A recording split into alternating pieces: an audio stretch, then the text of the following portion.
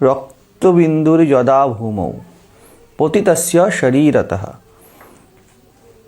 রক্তবীজ হলো সে যার রক্ত ভূমিতে স্পর্শ করা মাত্র, অর্থাৎ আমি জীব এই ভাব যেই অভিব্যক্ত হয় তৎক্ষণাৎ তা নানাভাবে বহু বহু অসংখ্য অসংখ্য হয়ে যায়। রক্তবীজকে গভীরে গিয়ে যদি দেখা যায় তাহলে মাথায় রাখতে হবে যে আমি এই ভাবটা হলো শুম্ভ, আমার এই ভাবটি হলো নিশুম্ভ। তাহলে রক্তবীজকে এই আমি ভাবের অভিব্যক্তি, প্রকাশ হওয়া, সেই জন্য রক্তবীজকে শুম্ভ নিশুম্ভের সেনাপতি বলা হয়েছে। একদম শেষ চেষ্টা, আমরা যাই করি না কেন আমাদের মধ্যে এই ভাব আসে আমি করছি। এই মূলভূত অহম এবং এবং অহম অস্মিতা থেকে শুরু করে তার আমার ভাব, এই দুটো অক্ষুণ্ণ থাকা সত্ত্বেও তার অভিব্যক্তি হওয়ার কোটি কোটি রক্তের বিন্দুর মতো স্থান আছে। তো আমরা দেখব যে রক্তবীজকে যখন সামনে যুদ্ধে অম্বিকা শক্তির সাথে সামনে আনা হচ্ছে, কিছু কিছু ঋষি বোঝাবার চেষ্টা করবেন, কিন্তু মাথায় রাখতে হবে মূলভূত বিষয় হলো যে রক্তবীজের নিধন এর অর্থ কিন্তু আমির নিধন নয়। আমি আমার মাত্র অবশিষ্ট থাকলো, এর যাবতীয় অভিব্যক্তির উপরে সাধকের আস্থা উঠে গিয়েছে।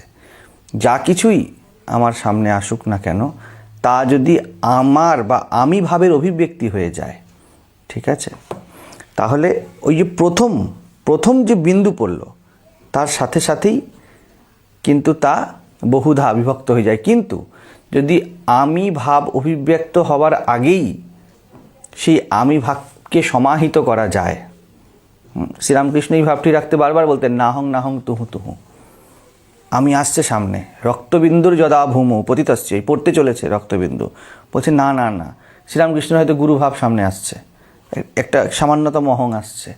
শ্রীরামকৃষ্ণ ওই অভিব্যক্তির আগে বলছেন মা আমি না, আমি না, তুমি তুমি। খুব সাটল সাধকের স্থিতি, যেখানে আমরা বলতে পারি সাধকের প্রয়াস সমাপ্ত হয়। আমরা বলেছিলাম উত্তর চরিত্রে সাধকের আর প্রয়াস থাকে না, তার জীবনে ক্রমাগত সে সাক্ষীর মতো বিষয়গুলি ক্রমাগত ঘটতে থাকে। ঠিক যেমন বল হাতে বাঁচানোর অনেক চেষ্টা করেছি, হাতে একটা বল ছিল কিন্তু তা গড়িয়ে যাচ্ছে, হাত থেকে পড়ে সিঁড়ি দিয়ে গড়িয়ে গেল, তোমাকে সাক্ষীর মতো দাঁড়িয়ে থাকতে হবে, আর কিছু করার নেই। যতক্ষণ বাঁচানোর চেষ্টা, সব চেষ্টা হয়ে গিয়েছে, এবার পড়ে গেছে, যা, আমরা বলি না, এটা গ্লাস, আমরা বলি যা। তো উত্তর চরিত্র শুরুই হচ্ছে সেখান থেকে। রক্তবীজ এই যে ভাবটি, এই ভাবটি তার একদম প্রকৃষ্ট একটা জায়গা, যেখানে সাধক খুব সূক্ষ্মভাবে দেখতে পায় যে যা কিছু সামনে আসছে তা এক অহংকার দ্বারা রঞ্জিত হতে থাকছে। সেই জন্য সাধক দুদিক থেকে বলা যেতে পারে, একদিক থেকে সে এটা অনুভব করতে পারে, এটা একটা ইন্টেন্স পীড়া, কারণ যা কিছুই আছে তাতে অহং রঞ্জিত আছে। যদি প্রশ্ন করা হয় দ্রষ্টা কে, কে দেখেছে, কে শুনেছে, কে বুঝেছে, কে জ্ঞান লাভ করেছে, কে ধ্যান করেছে, সব কিছুর উত্তর একটা আমি আসবে। তো যতক্ষণ এই আমি আছে ততক্ষণভাবে যা কিছু এসেছে তা বা সেই যে ধ্যান তা একরকমভাবে নৈর্ব্যক্তিক হয়নি, আমির দ্বারা রঞ্জিত হয়েছে। এটা সাধক দেখতে পাচ্ছে পরিষ্কারভাবে, এবং যত সে দেখতে পাচ্ছে, যত তার দৃষ্টি সূক্ষ্ম হচ্ছে, সে দেখছে ত্রিভুবনে এমন কিছু নেই যাই আমি ভাবের দ্বারা রঞ্জিত নয়। আমি যা করেছি, যত কিছু করেছি, সব কিছু এই রক্তবীজই ছিল। আমি উপরে উপরে সব কিছুকে সমাহিত করেছি, কিন্তু কোনো না কোনো জায়গাতে এই আমি ভাবই অভিব্যক্ত হয়েছে সবসময়। প্রথম চরিত্রে ব্যক্তি স্থূলভাবে নিজেকে সরাবে, আমি রাজা হব না, চাই না মাগো রাজা হতে, ইত্যাদি ইত্যাদি। তারপরে সূক্ষ্মভাবে সে নিজের যে ডিডগুলো আছে, যে কর্মগুলি আছে, সেই কর্মগুলি তার চিন্তায় চেতনায় থাকলেও সে অভিব্যক্ত হতে আর দিচ্ছে না।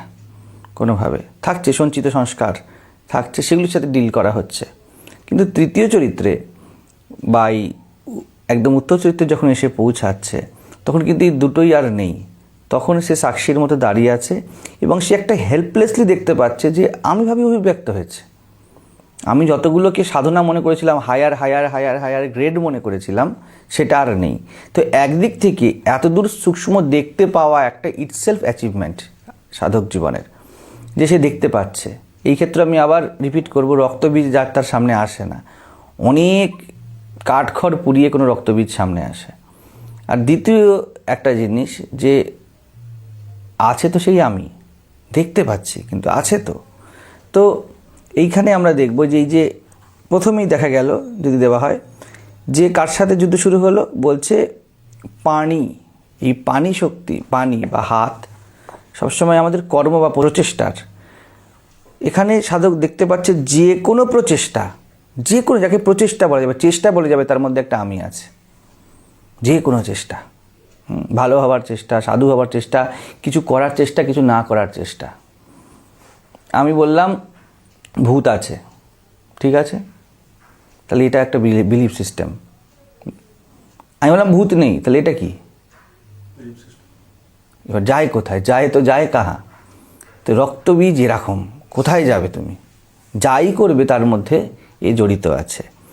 তো এই যে প্রথমে বলল কি, যে গদা হাতে রক্তবীজ শুরু করলো যুদ্ধ। অর্থাৎ বলো তোমার জীবনে যে কোনো প্রচেষ্টা উঠেছে তাতে আমি আছে কি না।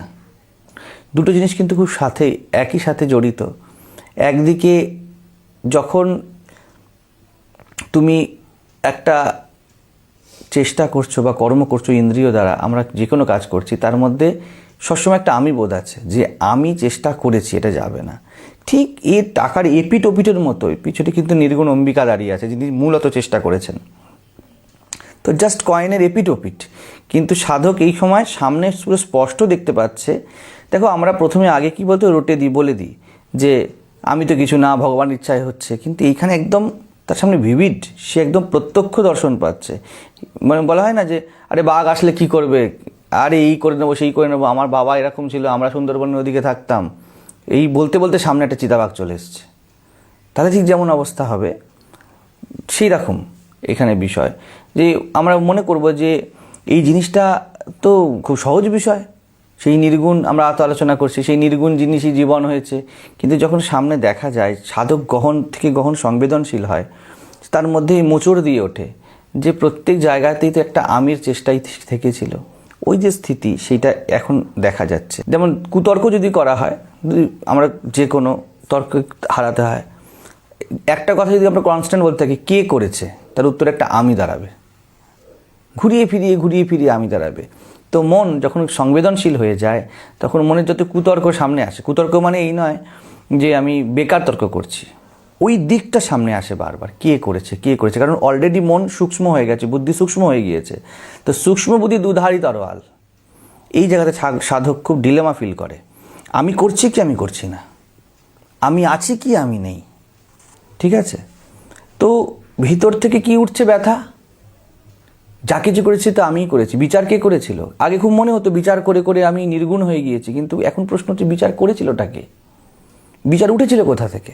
তো এইগুলি কিন্তু সব কারণ শরীরে সাধকের চলছে, এবং তার সাথে সাথে পুরো এটা করতে গেলেই বোঝা যাচ্ছে সবার আগে পুরো এনার্জি, যেমন আমাদের এসির কম্প্রেসারগুলো স্টার্ট যখন হয়, সেরকম পুরো এনার্জি দরকার পড়ে সম্পূর্ণ। সেই জন্য ঐন্দ্রিয় শক্তি বলছে, মানে ইন্দ্র বলতে যাবতীয় ইন্দ্র, একটা ইন্দ্রিয় নয়, পুরো শক্তিটা তার উপরে এসে লেগেছে, শুরু করেছে কাজ। বলছে কি করছে, বজ্রেন রক্ত বীজম তাড়ায়ত, তাকে তাড়ানোর চেষ্টা করছে। ধর কি বলছিস, এতদিন ধরে তো তুমি বলতে তুমি ব্রহ্ম, তুমি ধ্যানে কত অনুভব পেয়েছো, অনুভূতি পেয়েছো, তুমি বুঝতে পেরেছো ইউ আর নাথিং, কিন্তু আজকে আবার হঠাৎ করে কি হলো সামনে? আমাদের মধ্যে থাকে না, হঠাৎ করে শুরু হয়ে যায় যে একটা নতুন চ্যাপ্টার জীবনের দেখার একটা স্তর। ধরো একতলায় আমরা আছি, সব কিছু সাজানো গোছানো আছে, দুতলায় যখন উঠি আবহাওয়াটা একটু বদলে যায়, একটু আনকমফোর্টেবল লাগে। 3 তলা বা আরও যদি 5 তলা 6 তলা উঠে আরও আনকমফর্টেবল লাগবে যারা গ্রাউন্ড ফ্লোরে থাকে। ঠিক তেমনই যখন জীবনে হঠাৎ করে একটা নতুন প্রশ্ন আসে, অনেকটা আমাদের উটকো ঝামেলার মতো মনে হয়। এ কী প্রশ্ন? আমি তো ভালো করেই জানি যে ধ্যান করে কোনো ধ্যানই নেই, কিন্তু এখন ফেস করো। ধ্যানই যখন নেই তাকে ফেস করো। উইদাউট ধ্যানই, এটা প্রকৃতির অনুগ্রহ পুরো। যদি আমাদের সামনে এরকম জায়গা আসে, আমরা কিছুদিন বাদে রমণ মহর্ষিকে নিয়ে আলোচনা করব। তো রমণ মহর্ষির এই জায়গাটা কিন্তু এসেছিল, সেই যাকে বলা হয়েছিল রমণ মহর্ষি কম বয়সে যেন মরে যাবে তার অনুভব আসতে শুরু করেছিল। ওটা উনি ডেলিভারেটলি এনেছিলেন, সেটা আলাদা কথা, কিন্তু এই যে অনুভবকে ফেস করা, মুখে বলা খুব সোজা আমি নেই, ধ্যানে ডেলিভারেটলি প্রবেশ করে একটা অনুভব হয়ে যাওয়া খুব সোজা যে আমি নেই, কিন্তু এবার ডিরেক্টলি ফেস করা সামনে তুমি নেই, হ্যাঁ, তখন একটা ফেস শুরু হচ্ছে যখন সব আমি ভাবটা একসাথে আসছে। এই জন্য একসাথে তাকে রক্তবীজ বলেছে। একসাথে এসে ধাক্কা দিচ্ছে যে আমি নেই মানে আমি তো আছে। এটা একটা যেন ফার্স্ট ফ্লোর থেকে সেকেন্ড ফ্লোর বা থার্ড ফ্লোরে ওঠা, একটা শিফট হচ্ছে। তো ঠিক জীবনের এরকম বিন্দুতে যখন আমিকে ঘাঁটা হয়, তত আমি বৃদ্ধি পায়। রক্তবীজ হলো সেই ভাব যেখানে জীব ভাবকে বিচার করা হচ্ছে। আমি জীব কি না, এই বিচারের দ্বারাই জীব ভাব আরও স্ট্রং হচ্ছে ক্রমাগত। এই জন্য শব্দ এনেছে ধ্যানে নির্বিচার। বিচারের থেকে আরও বেশি বিচার এনে বিচারকে জয় করা যাবে না। বিচার আরও সশক্ত হয়। তোমার কাছে এখন আরও স্ট্রং বিচার আছে। তোমার কাছে লজিক ছিল যে আমি জীব, তুমি কাটার জন্য আর গ্রেটার লজিক আনলে। নাও ইউ আর গ্রেটার জীব, যে জানে যে এদিকটাও কি ওদিকটাও কি, তো আরও স্ট্রং হয়। তো এটা খুব সূক্ষ্ম জায়গা যেখানে সাধক নিজেকে ধরতে পারছে। যত গভীরে যাচ্ছে সে বাড়ছে, বিচার কিছু করতে পারছে না এই ক্ষেত্রে। তো ফান্ডাটাই এরকম, তুমি আমাকে মারলে আমি আরও বাড়বো। তো থামছে না কিছুতেই। যেখানে গুরু বলে বা যেখানে সন্তরা বলেছে থামতে শেখো, আমি কখনো বলছি কিছু প্রশ্নের উত্তর হয় না, ওকে আনসলভ ছেড়ে দিতে হয়। কিন্তু আমাদের যে এই জীব ভাব সে ছাড়তে চায় না ভিতর থেকে। তো সব রকমভাবে সাধক চেষ্টা করছে একে সরাতে, কিন্তু যত চেষ্টা হবে, কারণ চেষ্টা কেন করছো? কারণ আমি জীব। তুমি বলছো আমার মাথায় যেন জীব ভাব না থাকে। রমণ মহর্ষি ভাষায় কে এটা বললো যে আমার মাথায় জীব ভাব না থাকে? সেই তো জীব। চূড়ান্ত অ্যাকসেপ্টেন্স, এই জায়গাটা বাংলাতে ভাষাতে বললে সে বড় কঠিন ঠাই গুরু শিষ্যে দেখা নাই, কারণ কোনো ভেদ নেই সেখানে। তো ওই জায়গাটা জাস্ট এই জন্য বলে হ্যাপেনিং, ঘটে যাচ্ছে। কারণ যদি কেউ করে তাহলে সে জীব। সেই জন্য এনলাইটমেন্ট কখনো কেউ আনতে পারে না জীবনে। তো বলছে কীরকম, বলছে যত রক্ত পড়ছে কীরকম হচ্ছে, বলছে সেই রকমই স্তদে বিক্রমা, তারই মতো পরাক্রমশালী। একটার থেকে একটা প্রশ্ন, তারে বাড়া প্রশ্ন, আরও এগিয়ে এসে প্রশ্ন। যত তুমি জেনেছো, যত তুমি সূক্ষ্ম, যত তুমি লেখাপড়া শিখেছো, তত তোমার অহং যেন আরও তীব্র হয়েছে। কথা ছিল কি, বিদ্যা দদাতি বিনয়ম, কিন্তু কি হয় নর্মালি, যত বিদ্যাবান হয় তার পা যেন মাটিতে পড়ছে না। কোনো একটা বিন্দু আছে যেখানে গিয়ে সে নুয়ে পড়ে, সেটা হলো যা বিমুক্তয়ে, সেই দিকেই শ্রীচণ্ডী এগাচ্ছে। বিদ্যা নর্মালি কি হয়, তুমি একটার পর একটা ডিগ্রি হাসিল করছো, হিসাব মতো উচিত কি, তোমার বিনয় আসা উচিত ভিতর থেকে, কিন্তু আসে কি, একটার পর একটা আইডেন্টিটি বাড়তে থাকে। একটা বিদ্যুতে গিয়ে যেখানে সে বলতে পারবে না কোনো ব্যক্তি যে কোথায় সে ব্যক্তি বিনয়ী হয়ে গেল, কোথায় সে বিদ্যার সামনে বিকিয়ে গেল, এটা বোঝানো খুব কঠিন। কার কোন বিন্দুতে হবে কেউ বলতে পারে না। তো এখানে রক্তবীজ সেই স্থান যেখানে দাঁড়িয়ে একই পরাক্রমশালী আরেকটা সামনে চলে আসছে, জীবত্বের আরেকটা অভিব্যঞ্জনা সামনে আসছে। বলতে যতক্ষণ যাবন্তং পতিত আসছে, যতক্ষণ পড়তে থাকছে, শরীরাত রক্তবিন্দব, শরীর থেকে রক্তবিন্দু, স্তদ বল বিক্রমা তাবন্তং পুরুষও জাতা, ততক্ষণ পর্যন্ত জন্ম নিতেই থাকছে। এমন একটা জায়গায় এসে পৌঁছতে, দেখো রক্তবীজের বড় অদ্ভুত শক্তি। তুমি ঠিক জানো, তুমি সব কিছু জয় করে এসে যেই নগরে প্রবেশ করবে, যাকে অ্যাটাক করছো, তুমি যোদ্ধা, সেই নগরে ঢুকতে চাইছো, ওর সামনে একজন মাত্র দাঁড়িয়ে আছে ব্যক্তি গেটের। এর ভিতরে কে আছে? এক কথায় বলতে গেলে সাধনার ভাষায় তুমি নিজেকে ফেস করবে, একদম নেকেড নিজেকে ফেস করবে, শুম্ভ নিশুম্ভ। এদিকে দেবী যিনি বলেছেন অহং রুদ্রে বসুভীর ভীশ্বরা আমি হামা আদিত্যই, একদম খোল্লা নিজের অস্থি ভাব, আর ওই দিকে আমি আমার ভাব, একদম ফেস টু ফেস হবে, একদম চূড়ান্ত যুদ্ধ যেটা বলা যেতে পারে। তার আগে একজন দাঁড়িয়ে আছে, এতদিন অনেক হাজার অসুরের সাথে লড়েছ, সে বলছে আমি সরবো না। তুমি কি করবে? তোমার কাছে কোনো উপায় নেই আঘাত করা ছাড়া। আঘাত করলেই ওর মতো স্তৎবল বিক্রম আরেকজন এসে বলবে আমি সরবো না। তুমি এবার হেল্পলেস, কি করবে? একজনই দাঁড়িয়ে আছে, বেশি লোক নেই। ঠিক তেমনই আমি জীব, এই একটা ভাবই দাঁড়িয়ে আছে, আর কোনো ভাব নেই। সাধক সব গুটিয়ে ফেলেছে, তার পারিবারিক সমস্যা, শারীরিক সমস্যা, মানসিক সমস্যা, যা কিছু, আর কিছু নেই। একটি সমস্যা, আমি জীব, আর এটা সামনে বারবার আসছে। যে করেছে, অভিব্যক্ত হয়েছে, সে জীব।